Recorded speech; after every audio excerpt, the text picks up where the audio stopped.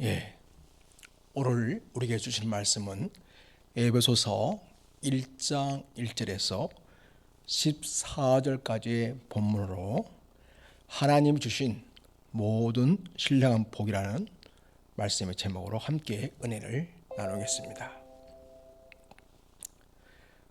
눈에 보이는 세계가 전부인 것 같지만 눈에 보이지 않는 세계가 얼마나 어마어마한지를 우리는 코로나 바이러스 19를 통해 경험하고 있습니다.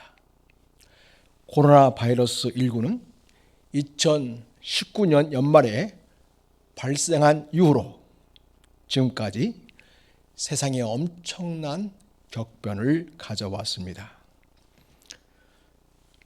2020년 6월 13일 기준으로 우리나라의 경우를 보면 확진자 누적수는 1251명입니다.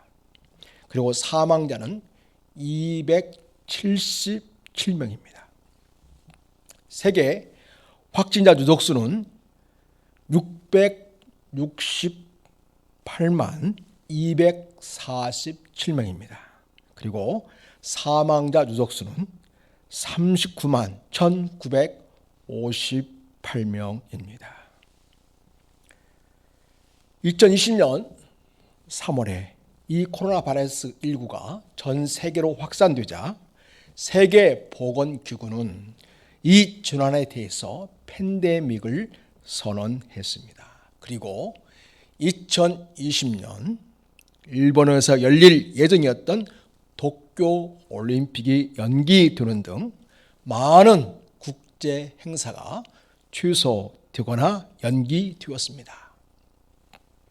이 코로나 바이러스 19가 눈에 보이지는 않지만 숙주를 만나 번식하는 바이러스를 증폭시켜서 진단 키트도 만들고 치료제를 연구하고 있다고 합니다. 이 바이러스 하나만 갖고도 전 세계가 꼼짝 못하는 현실을 보면서 우리가 보는 것이 얼마나 제한된 것인지 알 수 있습니다. 인류가 또한 얼마나 미약한 존재인지를 새삼 느끼게 되었습니다. 하물며 하나님의 세계, 영적 세계에 대해서는 무엇을 말할 수 있겠습니까? 하지만 우리에게 너무나 다행스럽고 감사한 것은 하나님이 우리에게 은혜로 다가와 주셨다는 사실입니다. 그래서 당신의 자녀들에게 은혜를 가없이 한량없이 부어주시고 우리들의 삶 속에서 그 하나님의 은혜를 경험하며 누리게 하심으로 우리가 평강하도록 하십니다. 바울은 에베소서를 쓰는 순간에 비록 감옥에 있었지만은 하나님께서 에베소서 성도들을 은혜와 평강으로 가득히 해주시도록 축복하고 있습니다. 아울러서 바울은 하나님의 은혜를 생각할 때면 가슴이 북받쳐 올라 하나님께 감사를 드리지 않을 수 없는 심정입니다. 바울은 자기뿐만 아니라 에베소 성도들과 예수 그리스도를 믿는 성도들이 하늘에서 벌어진 하나님의 은혜에 대해 깨닫기를 바라는 간절한 마음으로 편지를 쓰고 있습니다. 사랑하는 여러분, 여러분이 예수님을 처음 믿을 때에 하나님의 은혜를 깨닫고 주체할 수 없는 눈물을 흘리면서 그 사랑에 감사한 적이 있습니까? 다시금 에베소서 말씀을 통해 그 은혜를 회복할 수 있기를 바랍니다. 성도 여러분, 교회는 다니고 예수님에 대해 조금은 안다고 하지만 하나님 우리를 향하신 그 은혜가 잘 느껴지지 않고 은혜에 대한 감격이 메말라 있습니까? 이 시간에 하나님께서 여러분에게 은혜를 주셔서 하나님이 하루에서 하신 우리를 위한 놀라운 일들을 깨닫고 하나님을 찬송하게 되기를 바랍니다. 3절을 보면 바울은 찬송하로다 이런 고백으로 글을 시작하고 있습니다. 구약의 언어로 표현한다면 할렐루야가 되겠죠. 복되신 하나님께서 우리에게 하신 일이 얼마나 복된 일인지 하나님은 복되시도다, 그런 뜻이 되겠습니다. 바울이 왜 이토록 뜨거운 가슴으로 하나님을 찬양하고 있을까요? 3절을 보겠습니다. 오늘 우리 주 예수 그리스도의 아버지께서 그리스도 안에서 하루에 속한 모든 신령한 복을 주셨기 때문에 바울은 하나님의 은혜를 묵상할 때 가슴이 터질 것 같아서 찬송하로다 라고 하나님을 높이며 말문을 열고 있습니다. 그렇습니다. 하나님은 우리들에게 하늘에 속한 모든 신령한 복으로 복 주셨습니다. 그 복은 하늘에 속한 복입니다. 그것은 신자인 우리가 하늘에 속해 있다는 증거입니다. 한편 하늘은 땅, 세상, 우주와 반대의 개념이기도 합니다. 이것들은 눈에 보이고 전부처럼 다가오지만은 하늘에 속한 복은 눈에 보이지 않습니다. 그러나 분명히 영적인 실제가 있고 하지만 보이지 않는 하늘에게 하늘에 속해 있습니다. 이 신령한 복은 하나님 우리에게 주시는 복입니다. 하나님께로부터 나는 복입니다. 이 신령한 복은 세상으로부터 오는 것이 아니고 하나님에게서 하나님과의 관계를 통해 우리에게 주어지는 복입니다. 하늘에 속한 복은 신령한 복입니다. 하나님 안에 있는 모든 것을 복으로 주셨습니다. 이 복은 영적인 복입니다. 그리스도 안에서 주신 복입니다. 일시적인 것이 아닌 영원한 복입니다. 이 신령한 복은 모든 환경을 초월해서 누리는 복입니다. 이 신령한 복은 없어지지 아니하고 쇠하지 아니하고 영원까지 우리를 만족하게 하시고 행복하게 하는 복입니다. 이 신령한 복은 영적인 복으로서 눈에 보이는 것이 아니지만 우리의 전 인격과 삶을 지배하고 아우르는 복이 되겠습니다. 그 복을 가진 자는 늘 하나님의 은혜가 머무릅니다. 하나님이 값없이 거저 한량없이 주시는 복을 누립니다. 그리고 그 은혜가 주어짐으로써 모든 삶의 관계가 조화와 일치를 이루는 평화가 임합니다. 평강을 누리는 삶을 삽니다. 바울 사도는 지금 감옥에 있습니다. 그런 자유롭지 못한 상태에 있습니다. 하지만 오히려 자유로운 세상에 있는 에베소 성도들을 향하여 은혜와 평강을 기원하면서 축복해 주고 있습니다. 그 영혼의 자유로움과 풍성한 삶은 어디서 나오는 것일까요? 바울 자신이 하나님의 은혜를 받고 그 은혜를 통해서 평강을 누리는 삶을 살아가기 때문입니다. 어떻게 바울이 어려운 여건과 환경 속에서도 오히려 자유롭고 만족을 누리며 축복하는 통로로 쓰임 받을 수 있었을까요? 하나님이 우리를 위해 하신 일을 알기 때문입니다. 하나님 우리에게 주신 신령한 복을 알기 때문입니다. 그렇다면 하나님이 우리에게 주신 하늘에 속한 모든 신령한 복들에는 어떠한 것이 있을까요? 바울은 하나님께 지각을 열어 깨닫게 하신 신령한 복들을 설명해 주고 있습니다. 이 하늘에 속한 신령한 복은 1장 4절에서 14절까지 나오고 있습니다. 첫째는 4절에서 6절까지인데 하나님이 주신 복입니다. 즉 선택하심과 예정이 있습니다. 둘째는 7절에서 12절까지입니다. 예수 그리스도를 통해서 주시는 복인데 구속이 있습니다. 셋째는 13절에서 14절까지인데 성령을 통해 주시는 복입니다. 성령의 지심과 기업의 보증 되심이 있습니다. 먼저 하루에 속한 모든 신령한 복 중에 첫 번째, 우리를 택하심이 있습니다. 하나님 우리를 택하셨습니다. 누가 택했냐고요? 하나님이요. 누구를요? 하나님 믿는 우리들을 택하셨습니다. 어디에서 택하셨습니까?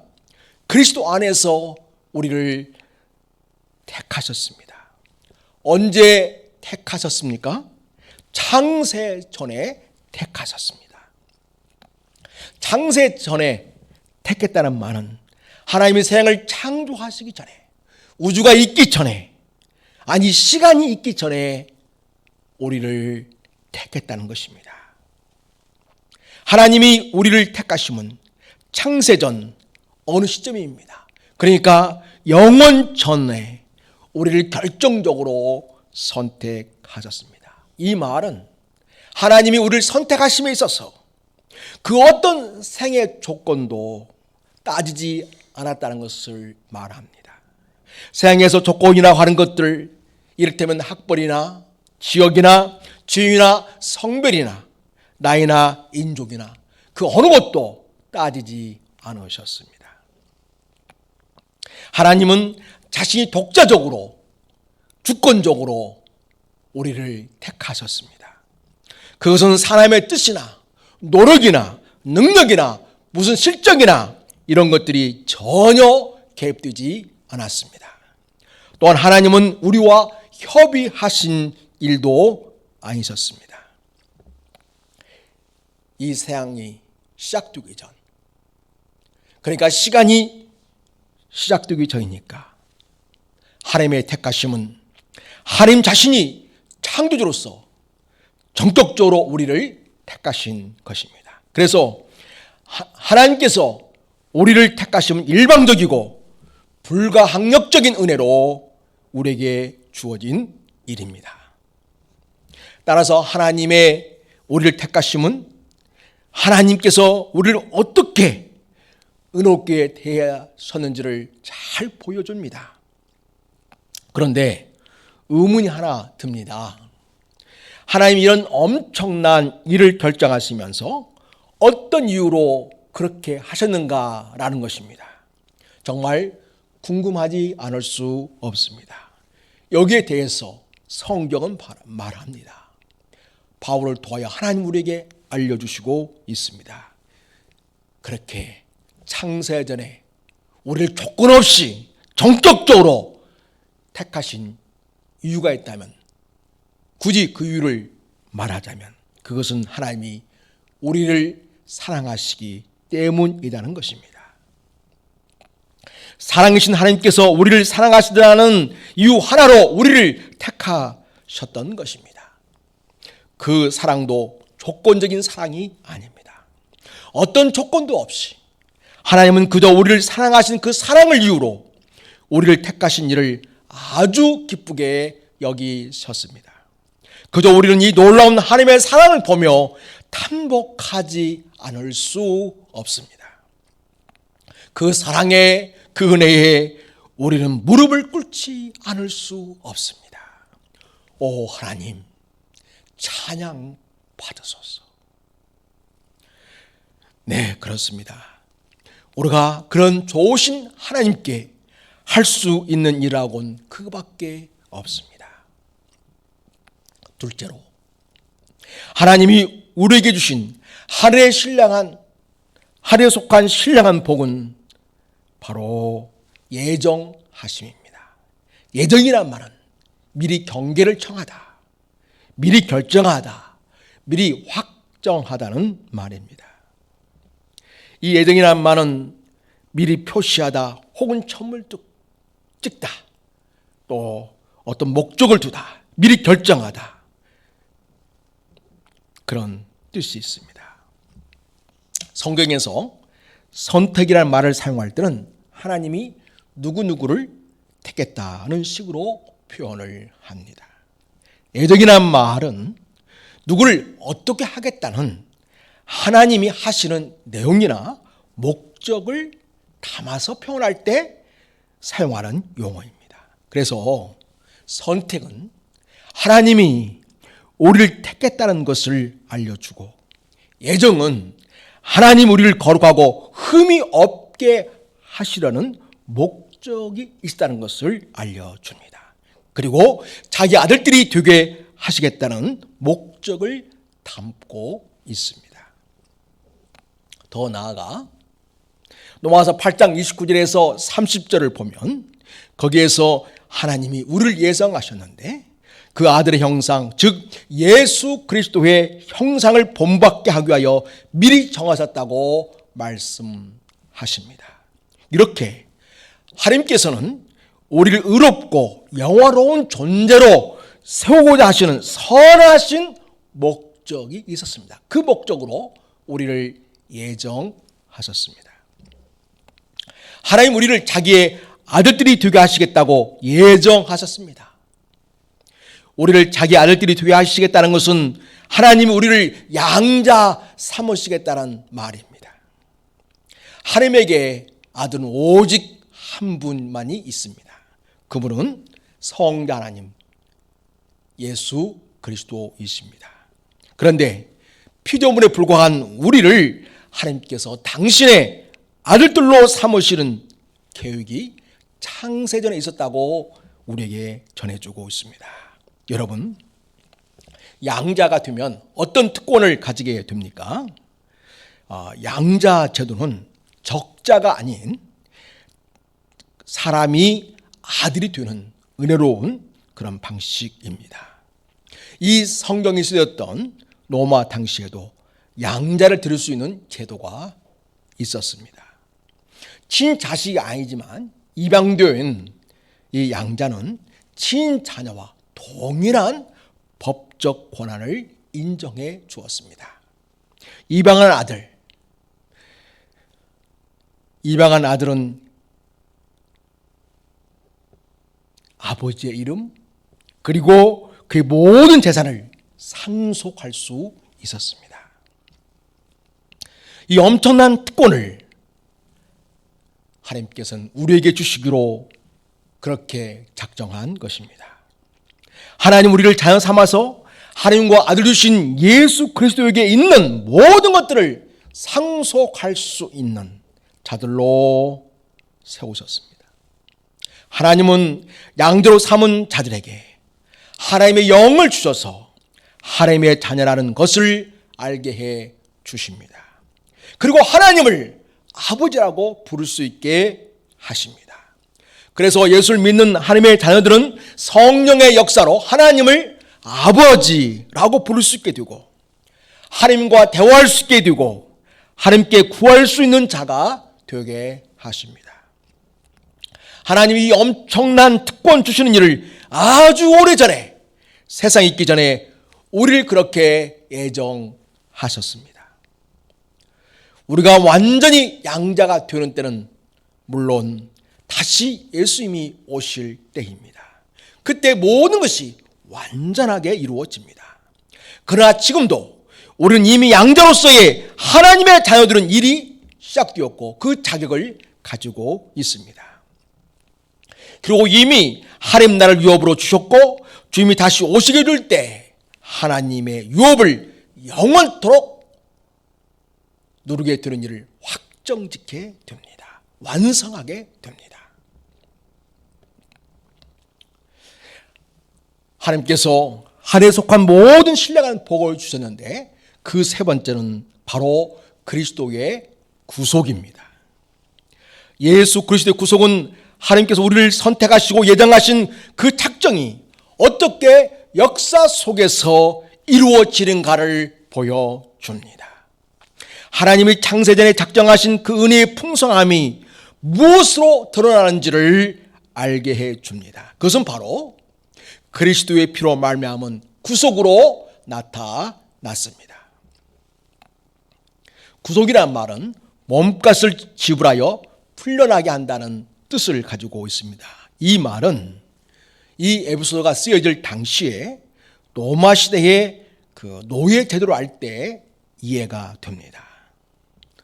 한 노예가 자기 몸값이 적힌 편말을 메고 시장에 팔리러 나옵니다. 이때 마음씨 좋은 시민 한 사람이 한 노예를 일방적으로 사랑하고 그 인생을 귀히 여겨서 더 이상 노예가 아닌 자유시민으로 살게 해주겠다는 마음을 품습니다. 그런데 이 일에는 돈이 좀 듭니다. 그 노예의 몸값을 지불해야 하기 때문입니다.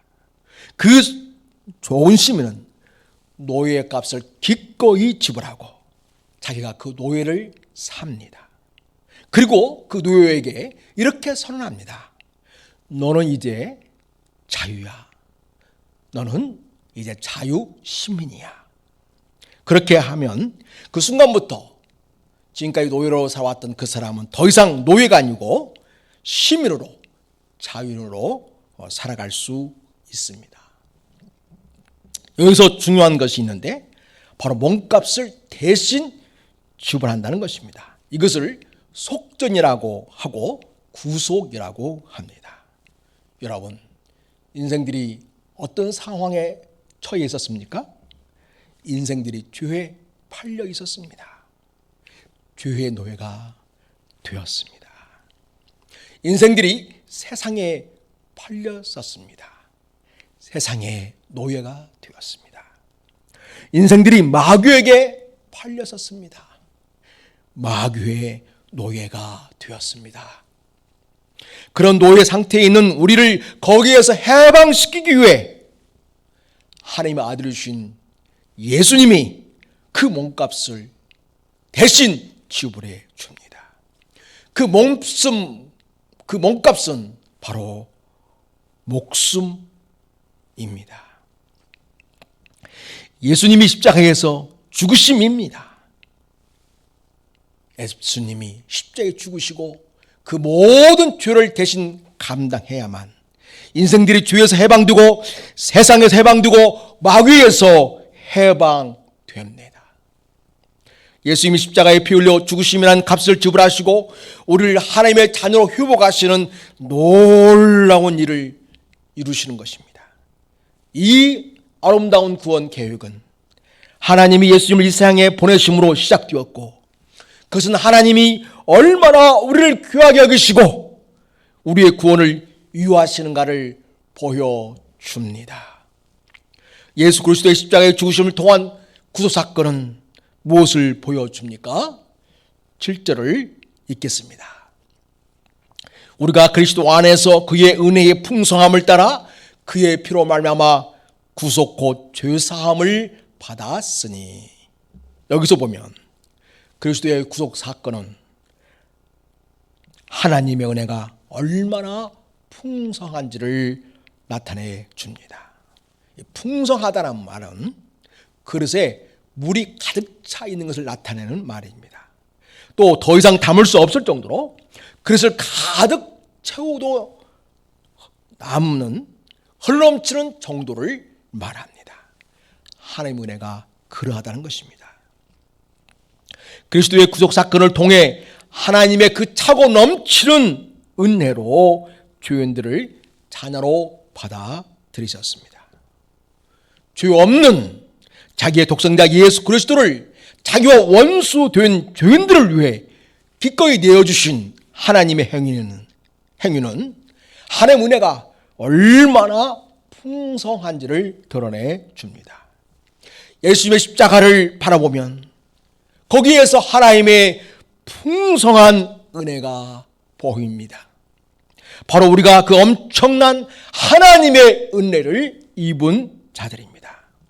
하늘에 속한 신령한 복을 그리스도의 구속을 통해 받아 누리게 되었습니다.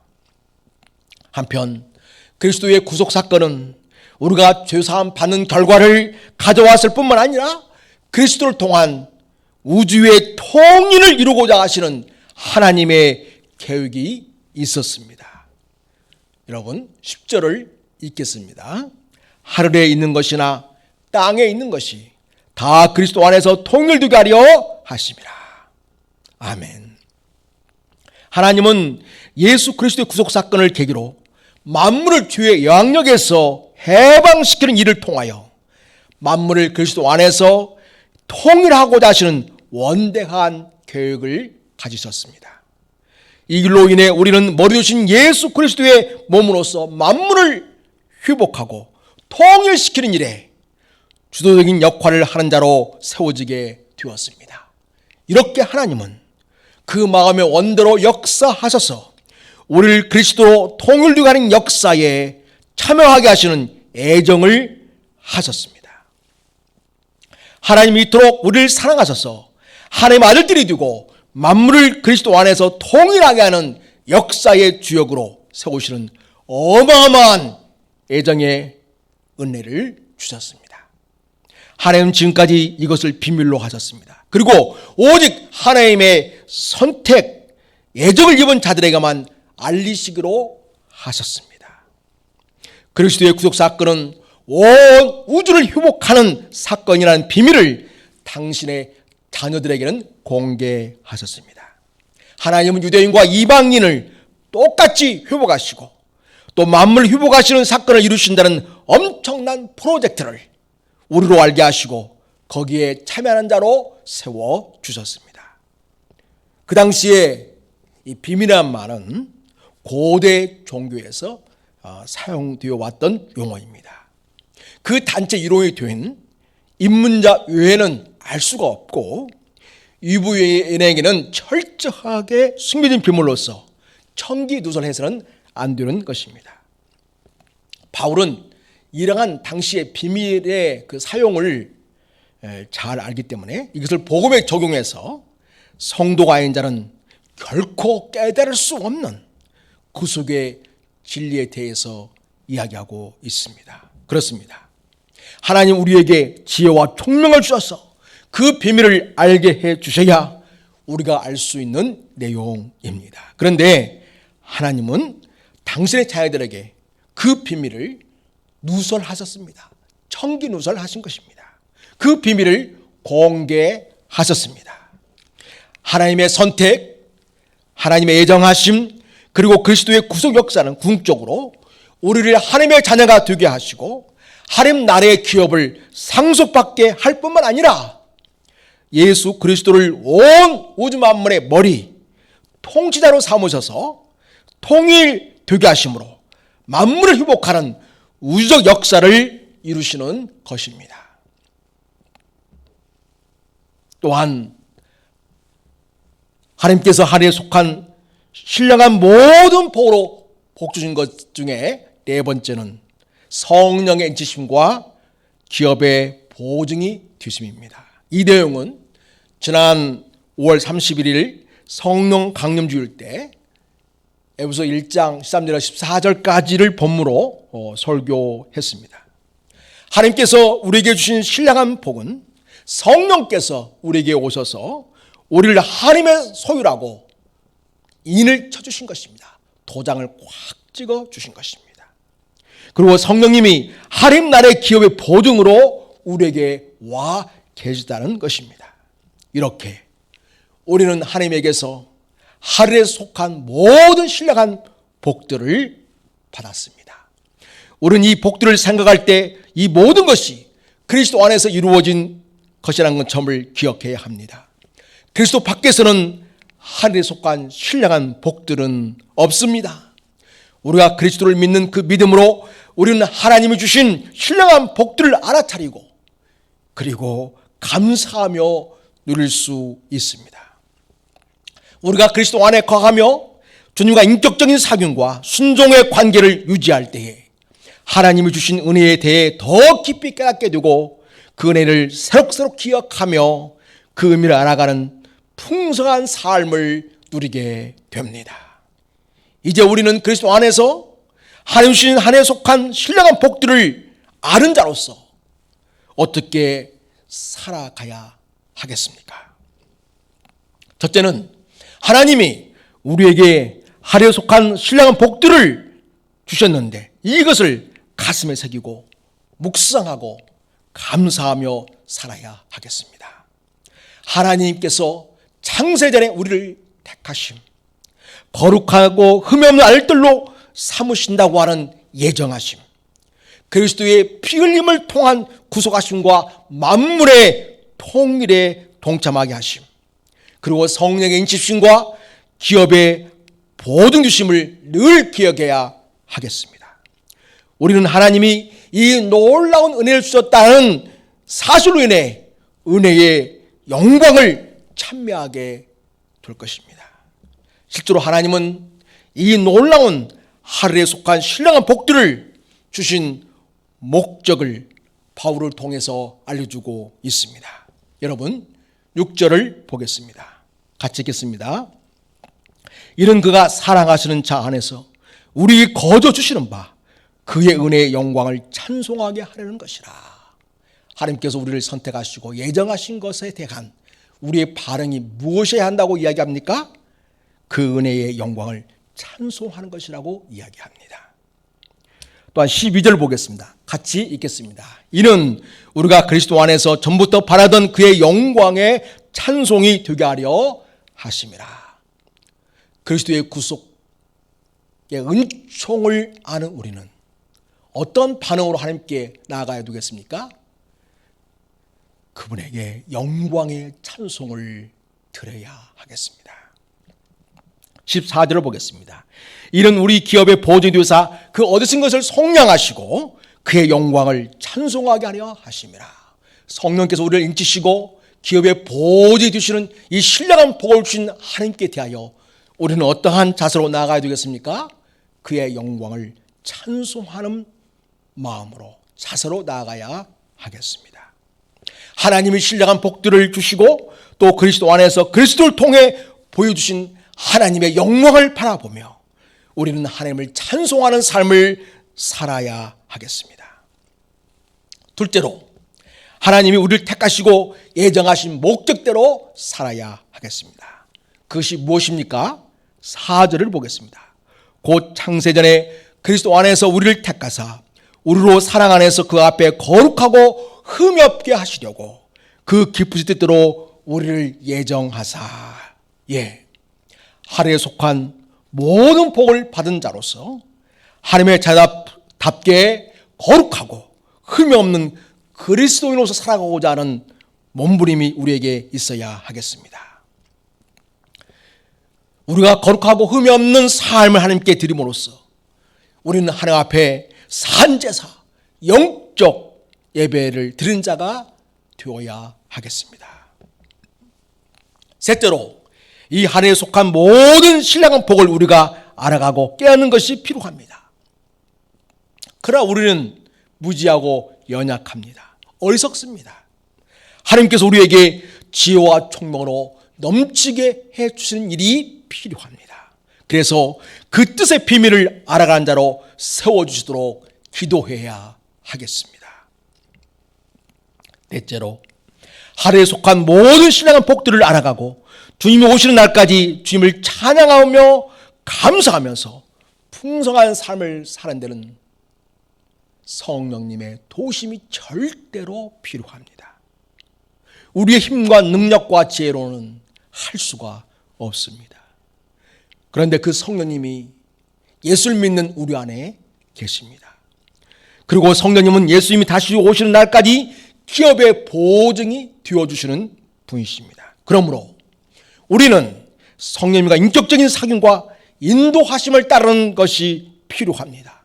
또 성령 안에서 무시로 기도하며 성령님께 도우심을 구해야 하겠습니다. 코로나 바이러스 19의 위험뿐만 아니라 우리 삶의 여정에는 수많은 어려움과 복병들이 놓여 있습니다. 이런 삶의 여정에서 우리에게도 바울이 에베소 성도들에게 축복했던 하나님의 은혜와 평강이 가득하기를 바랍니다. 하나님이 우리에게 거저 값없이 한량없이 주시는 은혜, 그리고 그 은혜의 결과로서 누려지는 모든 것들, 하나님과의 바른 관계, 사랑과의 관계, 자연과의 관계에서 일치와 조화를 이루는 평강을 풍성히 누리시기를 바랍니다. 또한 어떤 사정이나 형편들, 삶의 조건들 속에서도 우리가 하나님 주신 신령한 복들을 기억하면서 땅에 있는 일들로 흔들리지 아니하기를 바랍니다. 오히려 하늘에 계신 예수님을 바라보고 예수님 안에 거하실 수 있기를 바랍니다. 또한 우리 안에 내주하신 성령님을 의지하면서 하나님 주신 은혜와 사랑에 대해 감사와 감격이 넘치는 삶이 되시기를 우리 주 예수 그리스도의 이름으로 축원해 드립니다. 아멘. 기도하겠습니다. 하나님 아버지, 아무런 조건 없이 거저 한량없이 부어주시는 은혜로 우리를 창세전에 택하심을 감사하고 거룩하고 흠이 없는 하나님 아들들로 세우시는 예정해 주심을 감사하고 예수 그리스도의 피 흘리심을 통한 구속, 죄사함의 은총을 주심을 감사하며 그리스도를 통한 만물의 통일에 위대한 하나님의 뜻에 참여하는 자로 우리를 세워주심을 감사드립니다. 아울러서 성령께서 우리를 인쳐주시고 성령께서 주님 오시는 그날까지 기업의 보직이 되어주시니 참으로 감사를 드립니다. 이런 놀라운 은혜를 받은 저희들, 하나님께 주시는 지혜와 총명으로 이 놀라운 하나님의 진리를 더욱더 깨닫고 그 은혜를 기억하고 그 의미를 새기는 우리가 되길 원합니다. 어떤 환경에도 흔들리지 아니하고 견고하게 믿음에 굳게 서서 하나님께서 베푸신 하늘에 속한 신령한 복들을 묵상하면서 믿음으로 굳건히 서 나아가는 우리가 되기를 원합니다. 하나님 아버지, 늘 하나님을 찬송하며 살게 하소서. 주님의 은혜에 감격하며 살아가는 죄가 되기를 원합니다. 하나님 아버지, 날마다 거룩하고 흠이 없는 주의 자녀로 날마다 세워져 가게 하여 주시옵소서. 제게 지혜와 총명으로 넘치게 해주셔서 하나님의 뜻의 비밀을 알아가는 자로 세워주시옵시고 하나님의 그 위대하신 그리스도를 통한 만물의 통일을 이루시는 역사에 복되게 세워지고 쓰임받는 우리가 되기를 원합니다. 또한 주님, 늘 성령님을 의지하고 도우심을 구하며 늘 성령님의 충만한 가운데서 우리가 감사하고 찬송하며 영광 돌리며 하나님께 주신 이 놀라운 신뢰 복들을 충만히 경험하면서 믿음으로 살아가는 우리 모두가 되게 해 주시옵소서. 코로나19로 인해서 마음이 심란하고 어려운 상황 속에 있는 모든 주의 자녀들을 하나님께서 안아주시고 품어주시고 큰 위로를 주시오며 하루에 속한 모든 신령한 복을 주신 그 하나님의 은혜에 깊이 감격하고 감사하면서 너끈히 이 어려운 시기를 이겨나갈 수 있는 주의 자녀들이 되게 하옵소서. 어떤 상황에도 결코 흔들리지 아니하고 견고하게 믿음에 굳게 서서 믿음의 역사를 이루어가는 주의 자녀들로 세워주시옵소서. 성령이여, 우리에게 성령의 충만함을 부어주시옵소서. 우리를 사랑하시는 주 예수 그리스도의 이름으로 기도드립니다. 아멘.